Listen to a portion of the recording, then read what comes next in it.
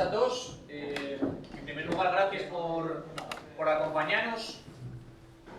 Esta conferencia, exposición a la que vamos a escuchar ahora, lleva una parte más de este Xornades de la Gaita, dedicadas al artesano Diógenes García. Bueno, los que estáis aquí, casi todos vos conozco. Fonso y Pelayo no, digamos, son conocidos por todo el mundo, no necesitan presentación. Ya sabéis que son ambos personas muy vinculadas al mundo de la gaita. Fonso, el otro día cuando hablábamos, tú te habías encajado dentro de esa quinta biberón que hablaba el otro día Fonso, ¿no? ¿O qué? Bueno, yo arranqué en el año 81, por claro. Porque Fonso, en esas grabaciones de esos remix del Natal, estabas allí en el año 87, o sea que, bueno, Fonso, pues eso, un pionero dentro de la banda de los gaites. No sé, lleva tantísimos años en tanto, ¿no? Y parece un neno, pero hay un paisano, ¿eh? El neno fue algún día, sí. Y bueno, pues Pelayo algo más mozo, ¿eh? De la mi quinta, yo creo. Sí, 30 y pico años o... Tanto. Pelayo es de esos que se necesitan en este mundillo, porque es un tío muy competente a todos los niveles, uno de estos que tiene esto bien amueblado y que, bueno, pues lleva muchos años, aparte de gran gaitero, pues trabajando mucho en la investigación del instrumento.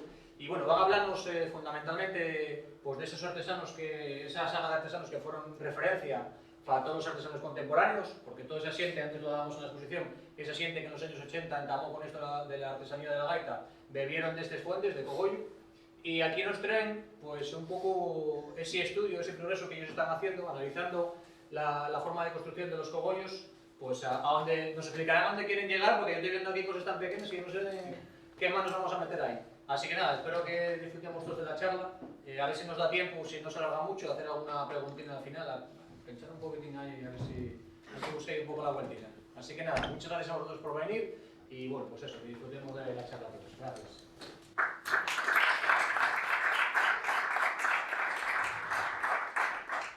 Bueno, buenas tardes. Vamos a empezar Vale. No hace falta deciros a nadie quién llega a los cogollos. Hoy estamos aquí todos la 7 de gremio y son sobradamente conocidos. Entonces, lo que sí queríamos decir, pues bueno, porque salió esta idea de este trabajo que hicimos. Todos sabemos que fueron referentes a todos los constructores, pero una interpretación como la que quisimos nosotros hacer, quizá nunca se llevó a cabo, ¿no? Aquí no era tema de coger un puntero, coger dos punteros y bueno, estudiar cada constructor los estudió a su manera, ¿no? Unos abrimos a la mitad, otros midieron como pudieron, bueno, yo qué sé. Aquí la idea era coger todo el trabajo que ellos hicieron, en tonalidades, en largos y tal, y estudiarlos todos en conjunto y ver qué podíamos sacar. Y salieron cosillas. Esa fue la idea de por qué arrancó este trabajo. Entonces, bueno, la siguiente idea es, claro, estudiar los cogollos en 10 minutinos aquí, o cuarto de hora o 20, da igual, y un poco complicado. Entonces, bueno, dividimos ahí en 4 intervalos y vamos a aplicar esos 4 intervalos a cada uno de los dos. Primero a Manuel y después a Antonio. Entonces, eso, bueno, pues cuando esto del método de ellos pues fue por poner una referencia, ¿no? Porque muchos de los que estamos aquí empezamos a conocer un poco el mundo de la gaita o a estudiar un poco el mundo de la gaita, digamos, regladamente con este método. Fue el primero, yo digo, ¿no? Que aparece. Bueno, si no fue el primero, fue de los primeros. Pusimos esa referencia, el 91. Luego, lo que sabíamos, ¿no? En ese año 91, de estos paisanos. La segunda referencia, pues cuando se hizo el 50 aniversario de la muerte de Antón, que fue en el año 2009. Otra tercera referencia, que fue cuando presentamos un poquitín las primeras conclusiones de este método en Colores. Y luego lo que pasó desde Colores hasta ahora, que parece que fue ayer, pero ya tenemos cosillas nuevas. Entonces, bueno, de Manuel de Cogollo, cuando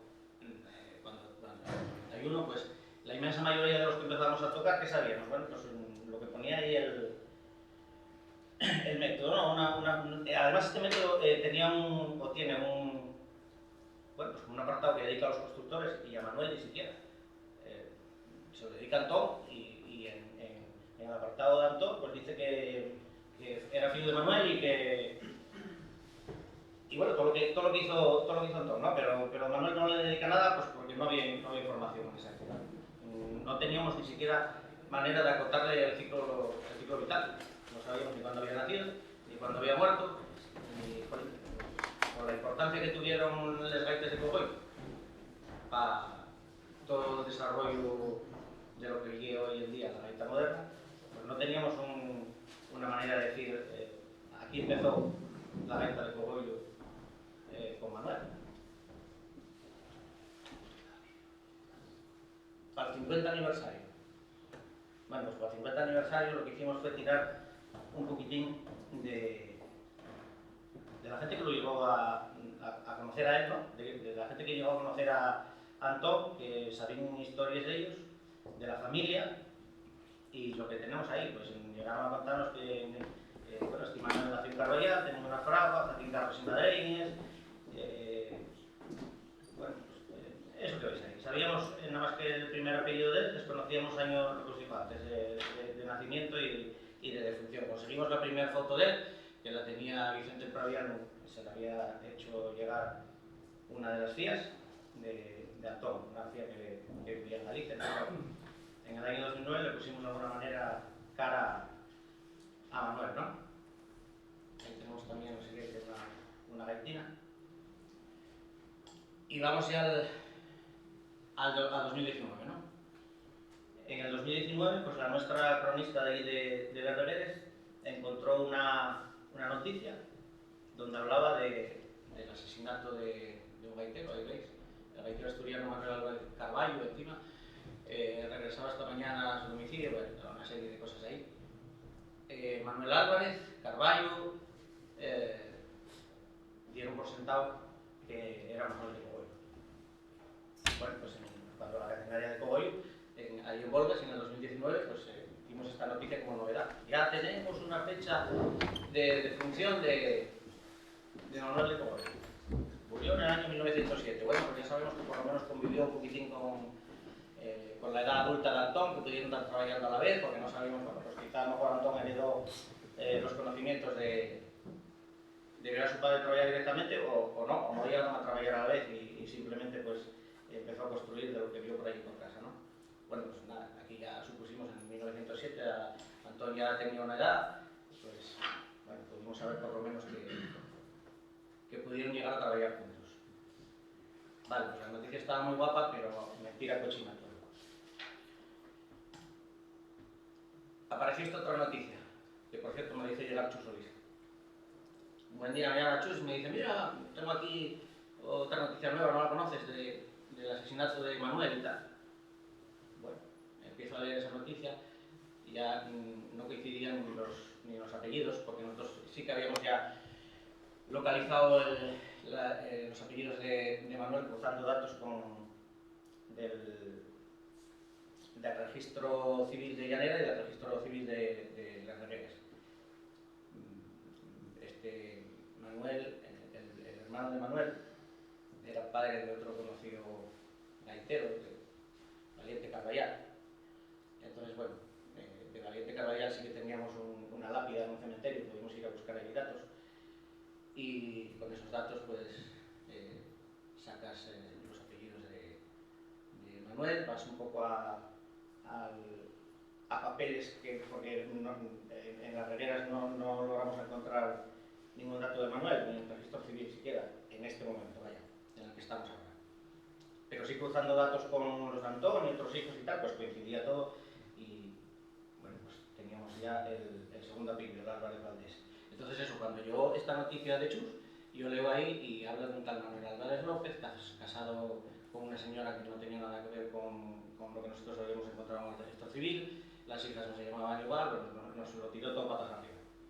Entonces, bueno, pues ayudado un poco por gente del Ayuntamiento de Las Veredas, por nuestra bibliotecaria y todo el rollo, que tienen más acceso a documentos allí.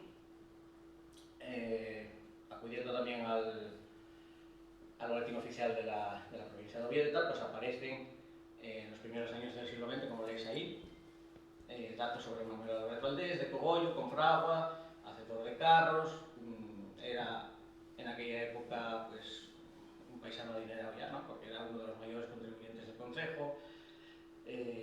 Estos mayores contribuyentes tenían derecho a votar en la elección de los que iban a proponer como diputados en aquella época. Bueno, había pues eso, bastante documentación de ello. Tirando de estos datos que vemos aquí, pues ¿qué se hizo? La documentación que había en el ayuntamiento de estos primeros contribuyentes, pues fuimos siguiéndola y la seguimos hasta el año 1910. En el año 1910 desaparece cualquier información de Manuel. Entonces, bueno, a partir de ahí empezamos a buscar actas de defunción, porque no nos quedaba otra, no había manera de tirar otro hilo, porque no lo había. Y aparece, pues, unas semanas después, el 14 de marzo de 1915, fallece a la edad de 81 años por muerte natural Manuel Álvarez Valdés. Bueno, parece una tontería, pero con esto podemos datar una fecha de nacimiento, 1834. Con eso ya sabemos que estamos ante el artesano más antiguo del que tenemos datos ahora mismo en Asturias. Cruzando luego datos de sobrinos, siempre todos datos de registro civil. Bueno, pues Antón fue el último de los hijos que tuvo Manuel. Tenía 50 años Manuel cuando nació Antón. Con el primer hermano, por ejemplo, se llevaba tanto que tenía sobrinos de su misma edad, prácticamente, ¿no? Entonces, calculando con estos datos que os digo, sabemos que en el 62 ya tenía el primer fío, Manuel.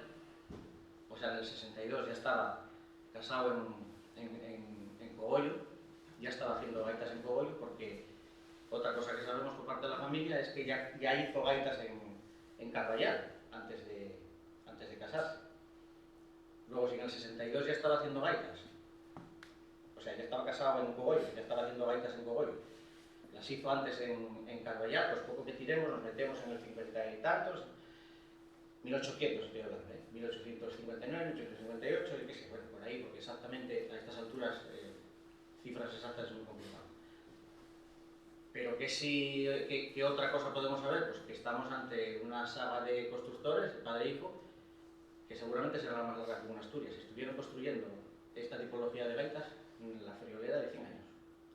Sabemos que en el 62 este hombre, el padre, ya las estaba construyendo en 1862 y Antón murió en 1959. Estamos hablando de 100 años de construcción de gaitas de Cogollo. Bueno, datos que no teníamos y que creo que son interesantes, sobre todo pues, bueno, pues por poner un punto de partida, ya que la gaita actual está muy vinculada a la gaita de Cogollo. Todos los que vinieron después se basaron mucho en ellos. Pues yo creo que poner un punto de partida donde empezó todo esto es un avance considerable. Por ahí lo de Manuel, hasta ahí podemos llegar. Ya os digo que estamos, claro, a hablar de 200 años atrás y que de hace prácticamente año y medio no teníamos datos absolutamente, no sabíamos ni en qué año había nacido, no podía saber nada. Bueno, todo esto que ahora hablamos pone un poco las cosas en sitio, ¿no? Vamos con Antón entonces ahora. Cuando seguimos con esa división que hicimos antes, cuando lo meto de Dayures, pues bueno, pues decía, nació en Cogollo en el 83. Bueno, hay un error de fecha también, un año arriba abajo no va a ningún lado, pero la realidad es que nació en el 84. había pues datos de todos esos premios que había obtenido, los antiguos buscaban sus gaitas, y el renacimiento de la gaita en los años 80, el propio Alberto Fernández Velasco lo tomaron como punto de partido. Bueno, ellos son los años 80, y bueno, y Agapito Pombo en Cabrana, por ejemplo, y Pacho Turón, los maquilos de Cangas del Narcea, hay constancia de que estuvieron en Alceo, aprendiendo un poco la metodología de construcción de los cogollos, que al final, bueno, por lo que vemos nosotros ahora, pues sí que hay en los interiores de los punteros una similitud, una ligera similitud, pero bueno, pues el torneo exterior no tiene nada que ver, y bueno, los maquilos mantuvieron también una escala del puntero muchísimo más antigua que la que hicieron estos dos hombres.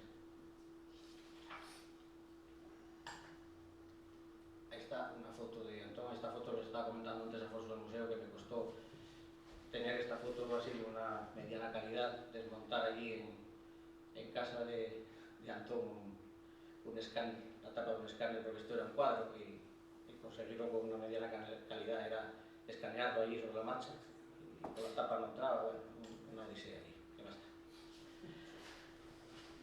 Para el 50 aniversario, bueno, pues lo veis ahí, se logró una biografía bastante más completa de Antón, obtuvimos datos del taller, visibilizamos herramientas, accedimos a restos del material.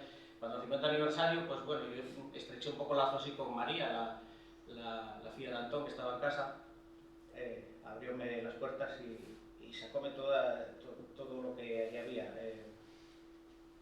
En el año, bueno, cuando de Ayures, sé que Vicente pasó por allí, Vicente el Proviano, y vio alguna cosa. Cuando yo fui con todo este material a enseñarle, pues mira lo que me enseñó María, quedó un poco flipado porque él desconocía que hubiese toda esta cantidad de herramientas y sobre todo de material, porque bueno, Antón lo pilló la muerte trabajando de repente y quedaron allí cosas muy curiosas que tristemente no sé si las volveremos a ver, pero en fin, son cosas que pasan, situaciones extrañas. Quedó material recién hecho, quedó punteros ahí escaneados pero sin terminar, bueno, material que si pudiésemos acceder a estudiarlo decentemente, seguramente sacaríamos muchísima más información de la que tenemos que estar aquí deduciendo. Pero eso sí, ahí tenemos restos de lo que había ahí, bolas. Traía este hombre para envirolar las gaitas, traía marfil, se lo traía un tornero que había aquí en Ascona, en Oviedo, en la calle de Ascona, Oviedo, había un tornero ahí. Viajaba a los países de este y traía ahí bolas de billar que ya no se utilizaban, porque bueno, tenían sus defectos, estaban machacadas o lo que sea, las traían para acá y las utilizaban para envirolar las gaitas. Obtuvimos información de, sí, la verdad que las hijas nos ayudaron bastante en todo este tema, ¿no? Nos decían cómo hacían los vestidos, sacaron todos los papeles que tenían en casa de ellos. Vicente también había logrado diplomas de la FIA que vivía en Galicia, y otra parte estaban aquí en Alceo, entonces bueno, llegamos a juntarlos todos y creo que los tenemos todos escaneados ahí. Se entrevistaron a gaiteros muy veteranos, bueno, sí, eso hemos aquí luego una serie de testimonios. Y aquí tenemos dos documentos que avalan dos pasos importantes, ¿no? Durante el régimen de Franco, el 22 de enero del 49, Antón consiguió la licencia de artesano de instrumentos musicales, y no sé si se ve ahí si se ve oficio, ahí tengo un documento un poco histórico, porque no creo que haya muchos papeles legales donde se ve oficio gaitero. Hablamos del 49. Y luego bueno, ahí creo que se nos fue muchos números ahí, 1956, si no me equivoco, sí. El régimen de Franco creó la marca Garantía, creo que la creó en el 54, sí, y a él se la dieron en el 56. La marca Garantía era, bueno, pues eso, una marca de calidad que creó el régimen de Franco, donde garantizaba bueno, pues a locales comerciales, a lo que fuese, que había una serie de artesanos que tenían una calidad considerable, cada uno en su gremio, ¿no? Antón la consiguió en la creación de instrumentos tradicionales. Aparte del mercado que él se abrió aquí con los gaiteros de Asturias, pues simplemente por la fama que traían sus instrumentos ya, pues el régimen de alguna manera, en otra dimensión, digamos, hablando de eso, de locales comerciales, de tiendas de música y tal, lo incluyó en ese listado, y de hecho pues aparecieron papeles por casa donde tiendas de música le pedían X gaitas asturianas, no sé cuántas gallegas, bueno, las gallegas, por un papel que vimos aquí, era un formato de papel donde iban 3 o 4 artesanos, ¿no? O sea, las gallegas iban, o sea, las asturianas venían para Antón, pero ese mismo formato de papel se mandaba, pues, qué sé yo, imaginaros, a Carril en Galicia o a quien fuese. Aquí tenemos bueno, pues, las opiniones, las referencias que nos dieron muchos de los gaiteros, que en aquel año 2009, por fortuna, llegamos todavía a pillar con vida, ¿no? La inmensa mayoría de todos los que andan por aquí ya desaparecieron. Rogelio Lana, un gaitero de Teverga, hacía unas payolas tremendas, seguro que muchos de los del gremio lo conocéis, nos mandaba payolas desde Madrid para acá. Gelín sigue con vida todavía, sí. Pacita, Emilia, bueno, todos estos que veis por aquí ya desaparecieron. No vamos a pararnos en esto, porque al final todos nos decían lo mismo, ¿no? La calidad de las gaitas, la fama, bueno, aquí por ejemplo Ignacio Noriega, los que venían del Oriente, pues todos venían con la misma historia, ¿no? Conocieron a Antón pues por los indianos. Antón tenía muchísimos encargos de gente que venía de Sudamérica, incluso le traían la madera. Y bueno, pues estos hombres venían con él y los terminaron teniendo gaitas de él también, claro. Luego hay otra cosa curiosa, bueno, hay testimonio de que, por ejemplo, Pacho Turón aprendieron con él a hacer gaitas, incluso en entrevistas que se les hicieron ahí hace tiempo. Que ellos mismos dicen que estuvieron en Alceo semanas, incluso algunos, aprendiendo a tornar con el todo. Los constructores hoy y siempre no dan a conocer su trabajo al 100%, porque bueno, te pones a comparar gaitas de cualquiera de los que dicen que estuvieron aprendiendo con él, y hay cosas, pero no tienen, no son gaitas de cogollo, vaya. Hay cosas, pero hay cosas muy diferentes también. O sea, les aprendía lo que hasta aquí puedo leer, como decía, ¿no? En el 19, bueno, pues en el 19 tiramos entre el 9 y el 19, lo que nos dedicamos básicamente es a encontrar mucho material para poder desarrollar este trabajo. Entonces, bueno, pues llegamos a tener, imaginaros la forma de trabajar este hombre. Hoy llevo un artesano, pues tú le pides un puntero en re, le pides un puntero en do sostenido, un do, bueno, pues están ahí las tonalidades que todos usamos, ¿no?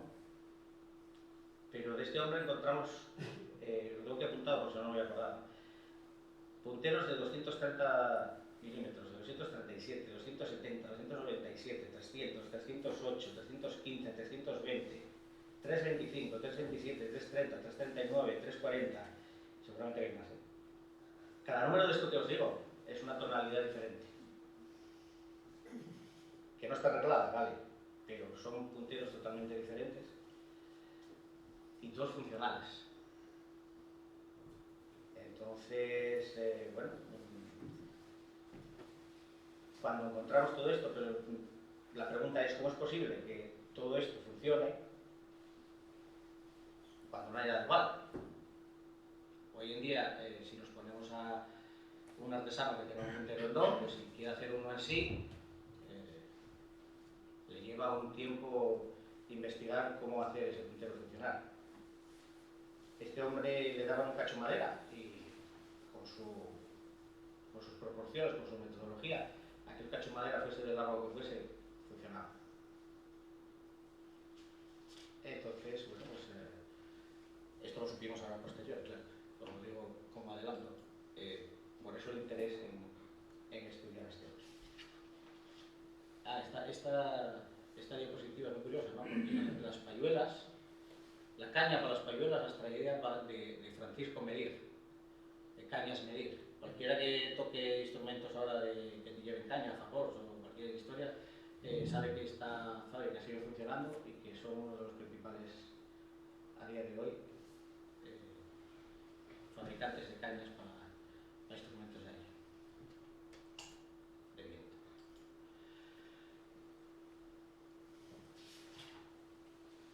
Vale. Lo mismo, entre el 9 y el 19 encontramos, aparte de toda esa variedad de punteros, pues encontramos cosas que no teníamos claras de que hubiese por lo menos un modelo aquí en Asturias, ¿no?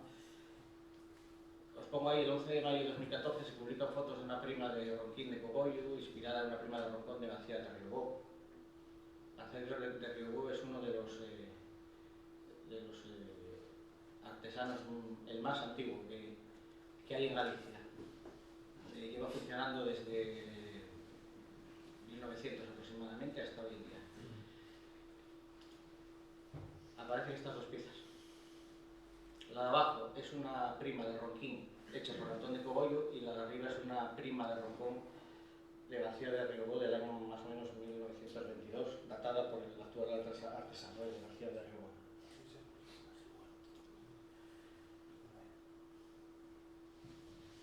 Seguido, bueno, las redes sociales a veces son una porquería y otras veces dan para cosas como esta.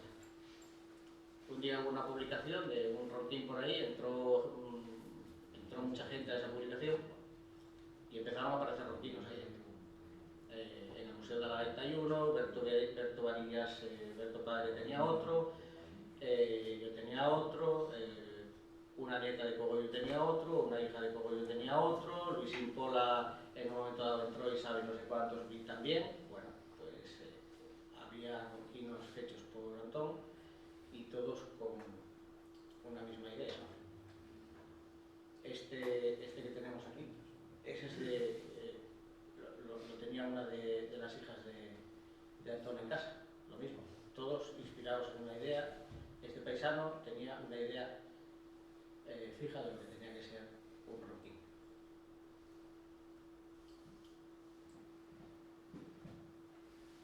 Bueno, pues también eso lo hacen todos, o lo hacían todos, ¿no?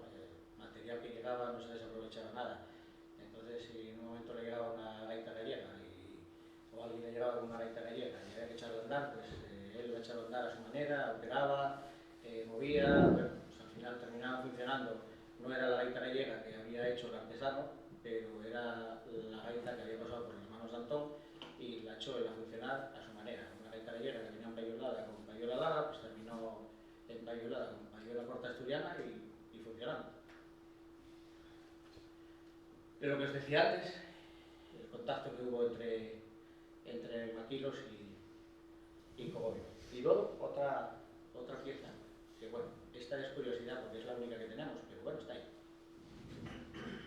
La hija más joven de Antón, Alegría, ya murió también. Bueno, pues yo iba mucho a verlas, a María, la de casa, y a Alegría. Y Alegría un buen día, bueno, yo le preguntaba cosas, y un buen día me dijo, mi padre ponía a veces un tubín más en las gaitas, un tubín pequeñín, y teníamos que hacer las fundas diferentes y tal. Bueno, no le di mayor importancia. Otro buen día me llama Ambas y me dice, estuve con Alegría rara. Digo, bueno, sí, la estuve viendo ya hace unos días también. Y dice, ya, pero me contó una historia más rara. Digo, ¿qué te contó? Bueno, pues que todo este rollo. Estoy deduciendo que me está hablando que el padre hacía chillones. Digo, bueno, ya, pero bueno, Alegría está muy mayorina. Está bien saberlo, pero no vamos a dar mayor importancia porque no tenemos ningún referente, nunca vimos ninguno. Y bueno, pues un buen día aquí Linde, que anda por aquí, pues fue a hacer unas mediciones al Museo de la Gaita, y revuelve para aquí, revuelve para allá con Fonso, y apareció allí una gaita en depósito que tenía este chillón. Tuvimos una odisea con la dueña para poder acceder a ese chillón.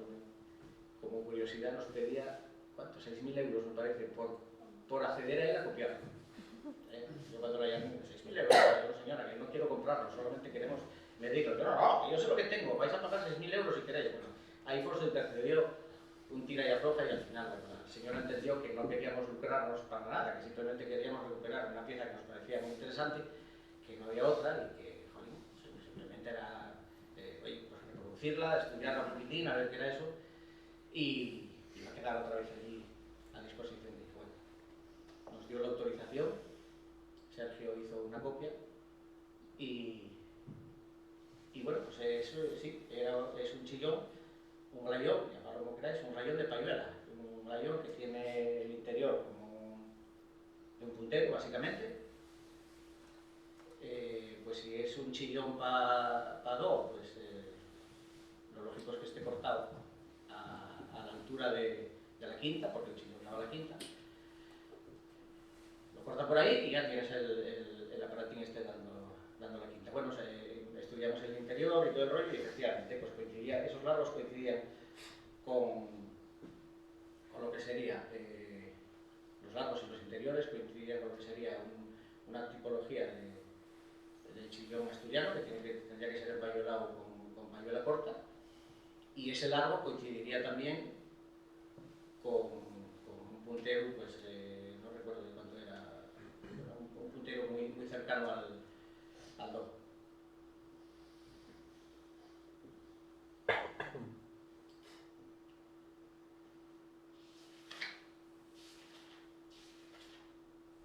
Acto seguido de haber encontrado eso, bueno, dábamos ya, bueno, lo que vimos dábamos ya por supuesto que era de Cogoi. Bueno, pero acto seguido cuando se hizo la reproducción fui a ver Alegría otra vez, esto como curiosidad, fui a ver Alegría y le llevé la para ti y se lo puso delante, lo vio, me miró así con una cara de rabia y me dijo, ¿me crees ahora o me sigues pensando que estoy loca? Y digo, no, ahora te creo.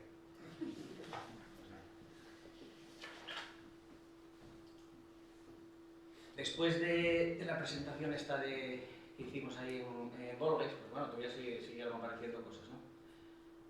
No teníamos físicamente payuela original de Antón, apareció una y el payuela ya lo teníamos. Apareció una, luego este hombre, José Vega, pues nos hizo llegar unas cuantas por ahí, fotos, porque no conservaba las originales. Entonces, bueno, Pelayo ya tenía definida una payuela para estos trabajos que estábamos haciendo, pero bueno, esto le valió para saber que no iba descaminado el tema, ¿no? Y nada, simplemente, por mi parte acabo aquí. Que sepáis que esto nació pues por estudiar un poco en conjunto todo ese trabajo que hicieron estos paisanos. Nunca por enmendar la plana a nadie, respeto total por todo lo que hicieron todos los demás artesanos, pero quisimos hacer eso, un estudio grupal de todo el material, o sea, hablando en punteros, de todos los largos de punteros que estos paisanos fabricaron. No estudiar uno a uno, que eso ya se había hecho, estudiarlos todos y buscar qué relación había entre el más grande y el más pequeño y qué metodología podría haber, que al final lo vi, y esa os la va a contar Pelayo. Bueno, pues nada, sigo yo. Un momento. Sí, tráelo tú, apágalo tú. Ah, efectivamente.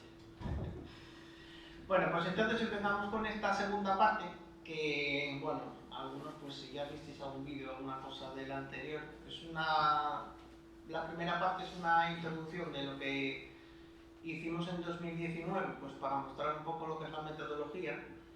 Y luego, en nuestro caso, lo más sencillo para desarrollarla, dado que, bueno, para construir una gaita, si estuvisteis viendo abajo toda la exposición del taller de Diógenes, y si no os lo recomiendo, pues veréis que se necesita mucho material y mucho curro, hablando en plata, pues para conseguir hacer una gaita. En nuestro caso, y afortunadamente, pues por el momento que nos tocó, existen técnicas o métodos de fabricación, en este caso pues por fabricación aditiva, impresión 3D que se conoce así más comúnmente, y nos pudimos pues aprovechar un poco de esa metodología que a día de hoy, lo comentábamos antes, pues bueno, se consiguen comprar pues máquinas de impresión 3D de una calidad más que aceptable para este tipo de punteros. Ahí veis unos cuantos, bueno, si veis uno que parece de madera es porque es de madera, os comentaré, pero que consigues pues hacer unos prototipos de una calidad aceptable pues para valorar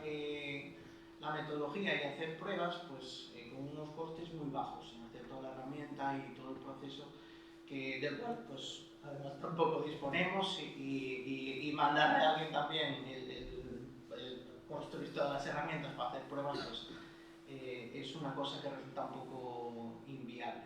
Entonces, bueno, voy a empezar comentándoos un poco lo que es el método que vimos que había detrás, y luego pues os daré una idea de cómo podemos aprovechar el método con la impresión 3D, ¿vale? Que es como una segunda parte de cómo sacarle todavía más potencial a las particularidades del método, sobre todo ya no pensando en el DO, que fue el primer puntero que hicimos, sino pues en cómo podemos llegar de una manera bastante rápida a unos primeros prototipos y hacerlos funcionales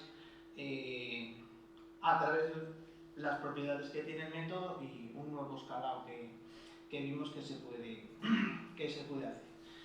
Entonces, pues bueno, ahí tenéis un poco las tres partes. Esa sería un poco la evolución que comenté hasta ahora, utilizando alcohol, pues cómo podemos aplicar el método y luego, pues en este caso, sacarle partido a la impresión 3D pues, para poner el método a prueba y desarrollar pues, otro tipo de diseños.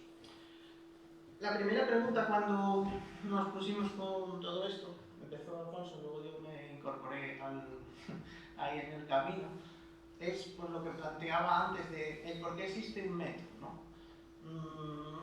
Cuando hablamos de construcción, ya lo comentó también Alfonso, si ya es complicado hacer punteros normales de una tonalidad o de otra, pensar en la posibilidad de que ante un taco de madera acabe sacando un puntero, pues desde el punto de vista de la construcción no es una cosa directa ni evidente, a no ser que tengas un procedimiento por el cual pues te liberes de la exigencia de trabajar con unas medidas concretas porque tienes un sistema pues para colocar los agujeros y hacer un puntero independiente, ¿vale? Entonces, bueno, eso, si hay tantas diferencias entre punteros, porque si todos más o menos son de 325, pues que te muevas a lo mejor unas décimas arriba o abajo es admisible, pero que tengas una gama completa de que te muevas en 2-3 centímetros y todo sea operativo, pues podría implicar que obtienes mucha suerte cuando vas a decidir dónde colocar los agujeros, por ejemplo, o tienes una metodología pues detrás. ¿Bien? ¿Cómo hacía esto Cogollo? Pues un método que, bueno, voy a intentar pues, trasladaros un poco las ideas básicas. Lo que implica trabajar con el método de Cogollo es que había dos partes que son básicas para construir un puntero y una tercera que ya depende un poco de ir haciéndolo paso por paso, porque es posible que se pudiese sacar seguramente, pero por la manera que vimos que hay, lo que son los agujeros, los diámetros finales, pues vas por prueba y error, tanteando hasta que lo consigues, por orella, como decía el paisaje. Pero tenemos dos partes que son básicas, que es la definición del interior del puntero, ¿vale? Que normalmente pues, se dice que si tiene varios conos, o 3 conos, o 2 conos, o si es alucinado o lo que sea, pues bueno, esa este perfil, ¿vale? Que sería un poco el interior, cómo está definido ese interior, cómo puedes hacer esos interiores de una manera no por copia, sino que tengas un original de donde partir. Y lo otro es, si tú tienes un puntero de 325 y ahora de 327 y ahora de 315, ¿dónde coloco yo los agujeros para que eso funcione? Luego tenemos que meter los diámetros, pero la posición de los agujeros en el puntero, en todas esas gamas que hablábamos antes, no están colocados en el mismo sitio. O sea, no es una traslación de toda la escala que digas, bueno, si tengo 2 milímetros más, todos están corridos 2 milímetros. No. Es que los agujeros, si tú los ves todos los punteros, están todos distintos, a distintas distancias. O sea que hay un cálculo detrás de cómo ponerlos y dónde ponerlos con alguna metodología. Con lo cual, pues 2 variables importantes, pues ya las tendríamos cubiertas, y luego pues la última parte, ya lo decía Alfonso, por el cogollo, pues que se hacía pues a orella, ¿vale? Es decir, pues una vez, porque claro, no tienes un afinador y no tienes una tonalidad concreta, con lo cual haces el puntero, tendrás una tónica, que son los primeros agujeros que se hacen, y a partir de ahí, pues con el rompón vas empastando y decidiendo qué diámetros vas poniendo en las posiciones que ya sabes, hasta que, pues por empaste, sacas los diámetros que necesitas. O sea que, digamos, esa última parte, pues queda ahí un poco manual o fuera de lo que sería el decir, bueno, pues va a ser de tanto largo, tanto diámetro. Eso ya no es tan directo. A implicación del método, una de las cosas que tiene interesante es que desaparece la copia. Es decir, si tú tienes un sistema para crear los interiores, no necesitas copiar de otro. Puedes hacer nuevos diseños, esto veremos luego también, que partiendo de un primer diseño puedes sacar muchos más. Mejorar los criterios de fabricación, en el sentido de que por lo menos tienes unas pautas que seguir, que luego tú puedes decidir moverte o cambiarlas para mejorar, ¿vale? Pero en principio tienes por lo menos algo con lo que guiarte. Esto ya, pues, cada uno es opinable. En mi opinión, mejorar el instrumento por una cuestión de que el interior, luego vamos a ver que sigue una catenaria, pues es uno de los perfiles acústicos que funcionan bien, pues para lo que serían las distribuciones de presiones en un tubo melódico, con lo cual consigues una mejor, vamos a decir, salida del aire en un tubo siguiendo una catenaria que siguiendo un cono, con lo cual gasta el aire de otra manera y el instrumento pues va mucho más fluido. Y luego, pues, una cosa importante que es la valoración del instrumento, en el sentido de que parece que si tienes un método detrás de cómo se construye la gaita asturiana, pues en nuestra opinión eso da una valoración más alta de otro tipo de gaitas que estarán construidas de otra manera. Es decir, tenemos a alguien que llegó a conseguir una metodología que, por lo que conocemos hasta ahora, no existe en ninguna otra gaita del mundo en seguir un proceso de esta índole. Bueno, pues algunas reflexiones. Parece que, bueno, si teníamos esto, que es el que os venimos a presentar, pues estos dos constructores, esta saga, pues tienen un nivel de conocimiento bastante elevado que, pues como no se transmitió, y esto pasa mucho en gaita asturiana, se queda ahí y se pierde. Obviamente, pues nosotros recuperamos parte de lo que creemos que es, pues, pero imaginaros si alguien hubiese seguido partiendo ya de todos esos conocimientos con todo lo que se evolucionó después, pues obviamente hubiese llegado más lejos de lo que llegamos nosotros nunca, pues porque nosotros hay muchas cosas que nos va a costar tiempo ya simplemente asimilarlas y luego pues sacarle partido.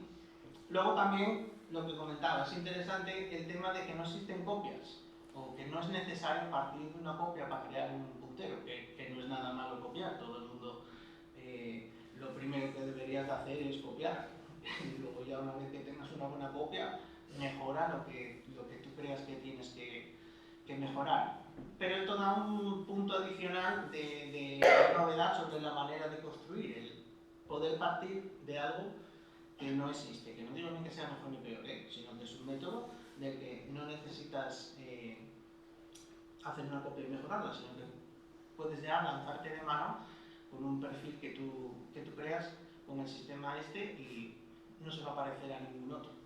Que ya os digo, no quiere decir que vaya a ser mejor que otros que haya, pero tienes una vía, vamos a decir, de trabajo completamente diferente a lo que suele ser el habitual. Esto también creemos que le da un plus a la fama que tenía, porque aparte de que fuese reconocido y es reconocido que las gaitas pues, tenían fama y eran buenos o como lo queremos denominar, que además hay un conocimiento detrás, pues es algo bastante a destacar.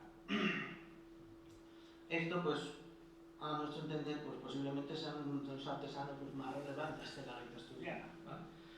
No por el hecho de las gaitas, que también son famosas, sino porque tienen un método detrás que las avala o que les permitió hacer pues, esa variedad de punteros o independizarse de las copias o de unas dimensiones fijas, etc. Bueno, ¿qué pasa con las escalas y tonalidades? ¿Por qué no trabajaban con lo que conocemos? Bueno, esto fue algo que empezó más bien pues, por los 80-90 en tratar de llevar ya lo que serían los punteros a tonalidades concretas pues, para aplicaciones. Es decir, si tú quieres ir a tocar por ahí una romería o lo que sea, o a lo mejor pues, acompañar tonada, o lo que sería más el oficio de la gaita, que no vayas a tocar con otros instrumentos, pues había lo que todos conocemos, pues la tubal, la redonda y la amiguera. No son tonos específicos y que luego los podamos ya marcar a lo mejor en un do, o en un si, o en un si bemol, o de do sostenido, re, pues es algo ya un criterio más actual. Entonces, para ellos no había necesidad de llevar a tonalidades concretas, sino que lo que trabajaban era pues, con lo que posiblemente tuviesen al tener un método, y ahí vemos la variedad de dimensiones, y luego tampoco los punteros están en lo que llamamos escala temperada. Es decir, los punteros, esto ya podríamos montar una polémica bastante chula, de si tienen que estar en escala temperada o en escala rompón. Tal como ellos entendían el instrumento, al haber una nota pedal, lo que buscaban pues era que no batiesen las notas del puntero con los armónicos del rompón. Y por lo tanto, pues si coges una gaita de cogollo, pues tiene ciertas notas que si vas por la afinación temperada, pues no están en el cero, están movidas más o menos según la escala que llevaría al bordón. Esto no lo inventaron ellos, esto ya viene de Pitágoras y más atrás, y hay millones de escalas, bueno, millones no, pero miles de escalas en todo el mundo en función de la decisión de cómo quiere uno repartir los intervalos entre un do y otro do, o la escala o lo que queramos denominar. Esto quiere decir que también un poco, pues, esas gaitas que nos pueden parecer que están desafinadas respecto a una escala concreta, que es la temperada, no al rompón. Y esto es importante decirlo porque hay gente que ve una gaita de estas antiguas y como no va al cero, pues ya no vale, ya está mal. Pues no, el problema es que tú a lo mejor no estás entendiendo muy bien lo que es un instrumento con un bordón detrás y estás utilizando pues, un afinador que no deberías utilizar, porque hay botones que no trabajan en témpera. Vale, entonces, ni buscaban una tonalidad concreta porque no era necesario y luego trabajaban pues, con escalas al bordón porque era a oído lo que te piden. Bien, pues bueno, partiendo un poco de todo esto, si pensamos en un método de fabricación que pudiésemos seguir a día de hoy, si nosotros, esto pues para ver un poco luego las diferencias con el método que utilizaban, para una tonalidad conocida, pues lo más razonable, como decía antes, pues es copiar, ¿no? Para que me voy a inventar yo algo que ya está y a lo mejor funcionando.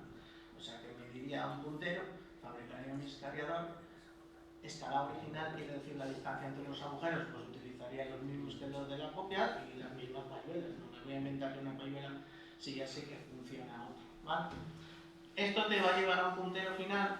Tengo ahí ese símbolo de reciclaje como si fuese un poco un proceso iterativo en el cual pues, vas cambiando cosillas hasta que defines tu modelo final de puntero partiendo de la copia.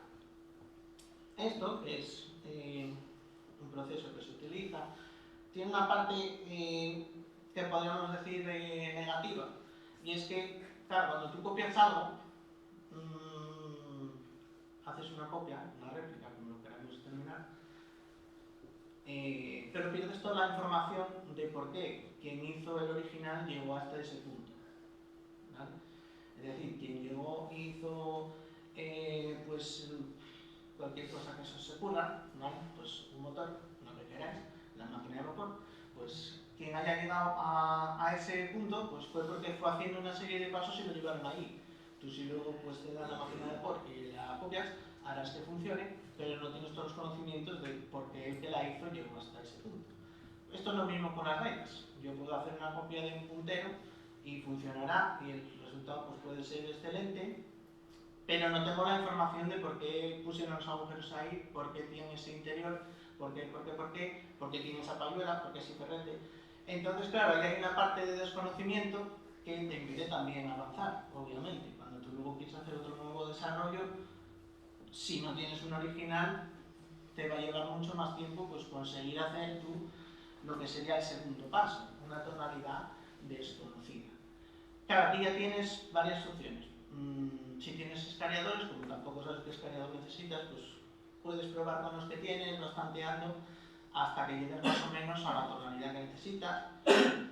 Tampoco sabes el largo, es decir, pues si todos nos ponemos a hacer un puntero de 2, seguro que entre 330 y 332 todos arrancaríamos a fabricar, pero si queremos hacer un puntero en La, o mismamente en Si bemol, que hay 4 o 5 medidas a día de hoy en Asturias, pues eso quiere decir que distintos artesanos fueron a distintas distancias porque fueron probando. No hay unos cuantos de 380, pero los hay de 375, de 372, de 3 no sé cuánto, de 365. Hay mucha variedad porque hay muchas opciones, ¿vale?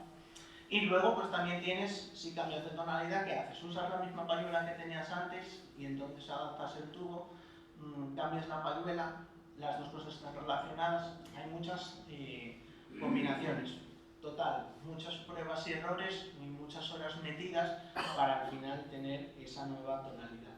Eso es lo que hace también que a día de hoy, que lo comentaba Ricardo el primer día, si a día de hoy quieres comprar un puntero con alguna tonalidad que no sea Do, pues a lo mejor te vuelves loco para conseguir, porque el Do está muy estandarizado y se fabrica mucho Do por todo el mundo, pero otro tipo de tonos, pues como veíamos cuando presentaban el primer día, pues que tenía Diógenes, pues no es fácil que los encuentres, o a lo mejor no te gustan, porque claro, como estamos todos tantos del Do y hay tanta variedad, cuando haces un tono nuevo, pues no se te parece al Do, entonces ya no te cuadra. Bueno, hay una serie por ahí de problemas que tiene el constructor a la hora de dar ese paso pues para ofrecer nuevas tonalidades. Bueno, entrando ya dentro de lo que es el método, partiríamos, si queremos hacer un puntero con un método Cogolli, lo que hacíamos ellos, pues un taco de longitud X dentro de un rango. No me acuerdo, eso solo sabrá mejor Alfonso que yo, del más corto al más largo, pero bueno, hay unos cuantos. Tenía distintos escariadores, o sea que siguiendo su metodología, obviamente, pues puede definir distintos interiores. El escalado, como comentaba antes, el escalado ahora mismo es la definición de la distancia que tienen los puntos. Bueno, los puntos son las notas también. La distancia que hay entre los agujeros era distinto para cada longitud, con lo cual quiere decir que podría haber una metodología detrás. Escala, como os comentaba, al bordón, siguiendo la tónica que sacases una vez que haces los primeros taladros, y luego pues las payuelas que pusimos antes en una imagen pues van dentro también de lo que es la payuela más o menos estándar que se fabrica a día de hoy, sobre todo en cuanto a ferretes, palas y demás. Pues bueno, antes se tocaba con otro tipo de fuelles y otras historias, ahora cambiamos, pero los ferretes, que sería un poco la combinación de los tubos, son similares a los que se siguen utilizando hoy en día. Bueno, para ver un poco, una vez que vimos que había una serie de patrones y que había pues, muchas cosas que podrían implicar que hay un método, lo primero que hicimos fue medir todos esos interiores y ver qué pasa si los ajustábamos a un perfil acústico.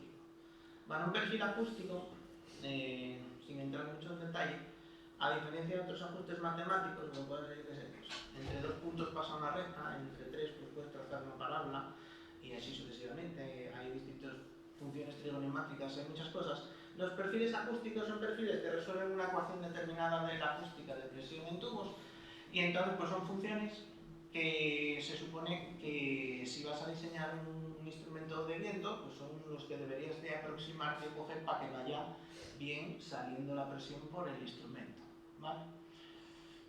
Pues dijimos, vamos a pasar un poco ahí por este tipo de perfiles que son conocidos, hay perfiles de Bessel, hay bueno, un montón de perfiles de las bocinas de los altavoces, de las trompetas, vamos, hay varios perfiles que se pueden utilizar que entran dentro de lo que sería la ecuación de presiones y a ver qué pasa. Y claro, cuando nosotros nos pusimos a hacer los ajustes, ahí podéis ver tres punteros de tres longitudes distintas, pues curiosamente resulta que los ajustes son muy buenos. Cuando digo que son muy buenos, un ajuste se da por bueno si haces alguna tal, pues si vamos a poner un índice de 1, pues aquí salen ajustes de 0,99, 80 y pico. O sea, son ajustes muy buenos de un perfil acústico, que es una ecuación matemática, a los puntos medidos en los interiores. Esto, pues, hombre, cuanto mínimo es sospechoso de que esos puntos experimentales parece que siguen algún tipo de progresión, vamos a decir, en este caso, pues matemática, siguiendo alguna línea. Claro, cuando vimos que pasaba esto, pues claro, te pones a pensar y dices, bueno, pero claro, una cosa es lo que conocemos a día de hoy, las herramientas que tenemos pues, para hacer estos ajustes o saber que existen, y otra cosa es cómo podían ellos tener este conocimiento o que tuviesen alguna otra herramienta que sin saberlo tuviese éxito y les llevase a conseguir hacer esto lo que vemos aquí, que no sé si lo dije, son los interiores de los punteros, ¿vale? Es lo que llamo yo el perfil acústico, es el interior, el escariador, vamos a decir, del puntero. ¿Cómo podía ser que siguiesen ajustes tan buenos sin saber que existen los apuntes? Porque todo esto de los perfiles pues, son contemporáneos más o menos de gente que hizo investigaciones en la misma época que ellos estaban fabricando. Bueno, entonces aquí pues empezó un poco una tormenta de ideas de qué cosas se podrían utilizar, ¿vale?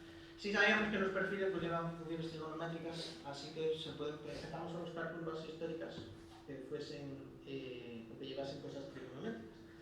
A ver qué había por ahí. Bueno, hay muchas cosas, esto se utiliza mucho en carpintería, por ejemplo, pues para hacer cabeceras de cama, si quieres hacer una curva y no tienes tal, pues si coges un listón de madera y lo aprietas entre las manos, pues define una curva concreta. Estás planteando un pandeo, que la solución siempre es de tipo senoidal, y eso pues te puede llevar, por ejemplo, a tener siempre el mismo perfil y poder replicarlo o dibujarlo en un papel o lo que sea. Me refiero a este tipo de cosas, ¿no? ¿Qué podrían ellos tener de conocimientos sencillos que te lleven a tener la suerte de que además eso luego pues, nos lleva a un interior que te permite generar una herramienta que además pues, por las circunstancias pues, coincide que va la cosa bien?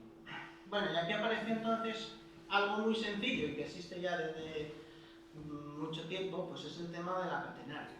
Es una cuerda sometida a su peso propio. Si tenéis una cuerda y la sujetáis entre los extremos, pues define una curva. Bueno, esto ya viene de mucho tiempo, esto ya lo llevan utilizando pues, en la arquitectura, muchas cosas de Gaudí, todas las cúpulas y todas las historias, pues incluso con telas se hacen formas así, luego da la vuelta y estructuralmente aguanta. O sea, es una cosa que se lleva utilizando mucho tiempo, el tema de la catenaria, pues para muchas cosas. ¿Vale? Entonces, bueno, pues decimos, oye, vamos a probar qué pasa si metemos un ajuste de catenaria a los perfiles que teníamos antes. Pues que los ajustes son igual de buenos, estaríamos en 0,99, 80 y tantos. Entonces planteamos esta primera opción. Aquí tendréis un poco lo que sería la idea de cómo se hace el escariador. Tendríamos sujeto en dos extremos la cuerda y luego pues esa forma que define la cuerda sería con la que tienes que hacer tú el escariador de los punteros.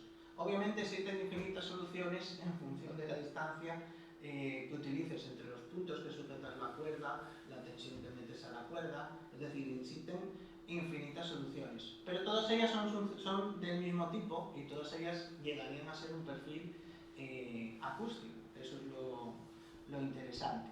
Esta sería un poco la idea del desarrollo para que veamos, este es un puntero que ya no está cortado, lo pegó Alfonso, que alguien cortó pues para sacar las dimensiones interiores, entonces lo aprovechamos en la imagen para que veáis.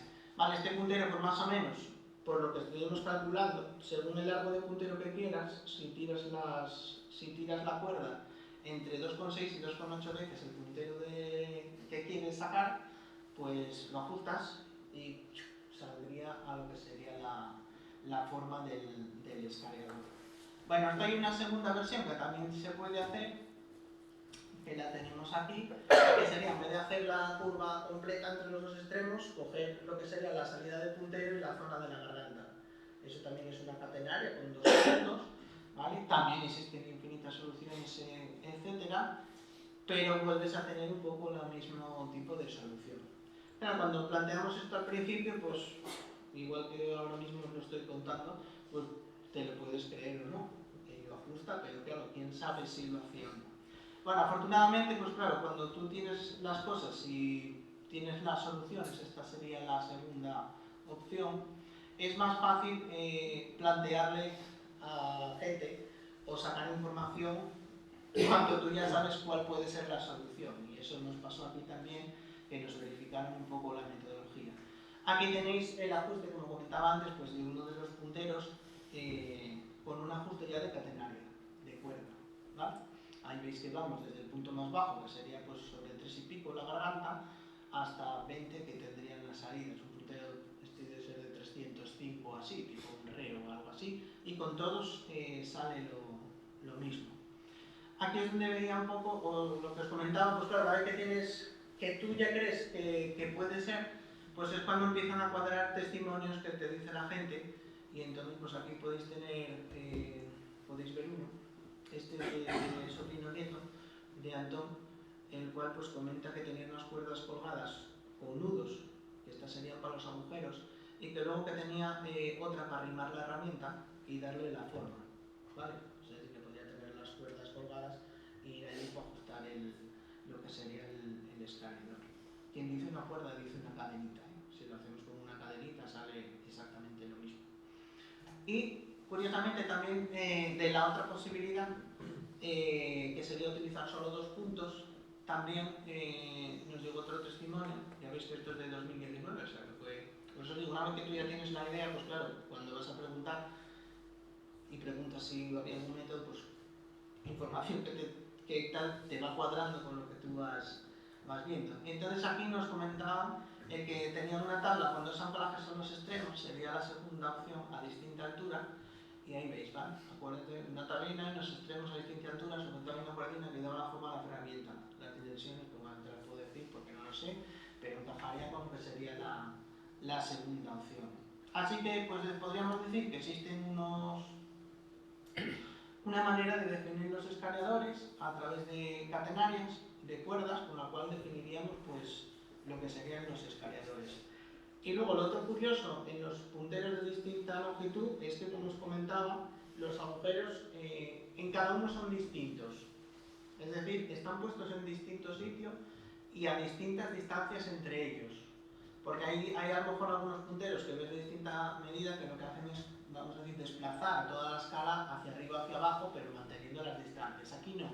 Entre unos puede ser, por ejemplo, el mundo anda a lo mejor por 25,5, pues si vas al siguiente, pues a lo mejor hay 27, en el otro 24, en el otro 23,2, o sea que iban cambiando continuamente en función del largo. Y también, curiosamente, aparecen algunos patrones en los agujeros, aparte de la escala, la distancia de los agujeros, y sería que, por ejemplo, entre las troneras, que son los 3 agujeros de abajo de los punteros, los oídos que también se llaman, son distintas en cada puntero, ¿vale? Y van en función de la salida del escalador. Es decir, si tenemos aquí un puntero, aquí el escalador dará una medida, ¿vale?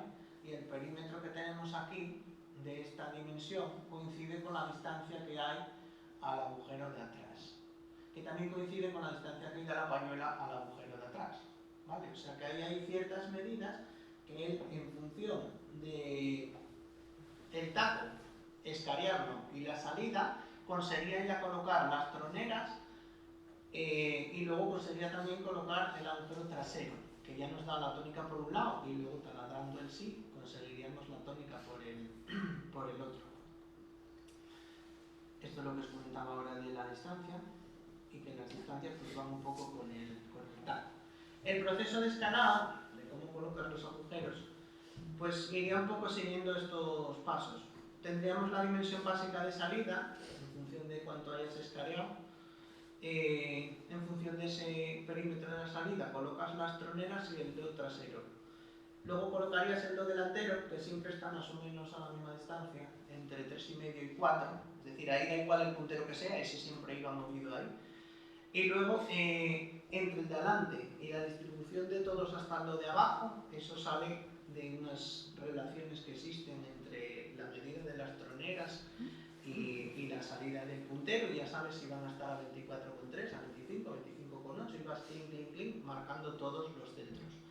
Y luego, el último de todos, el si bajo, ese no hay escala, sino que por una cuestión de que tenemos el agujero, el de un poco más pequeño, pues por no ponerlo más separado, tipo como si fuese la gaita escocesa, pues recogía un poco la escala y a lo mejor le quitaba 2 o 3 milímetros a la normal, y entonces acercaba un pelín más el agujero por comodidad. Y luego ya una vez que tienes, vamos a decir, como todo punteado, empezarías a hacer los taladros, tónica y tónica a, eso si no recuerdo mal, tónica y tónica al roncón, y a partir de ahí empezamos a taladrar y por oído sacamos lo que sería la escala. Bueno, aquí tenéis todo esto, pues como es un método, se puede programar. Aquí tenéis una hoja Excel donde está la predicción de todas las posiciones de los agujeros automatizada, con lo cual si yo aquí cambio la salida, automáticamente me dice en todo el puntero donde, vamos, me dice donde, a la distancia de las torneras, todo, ¿vale?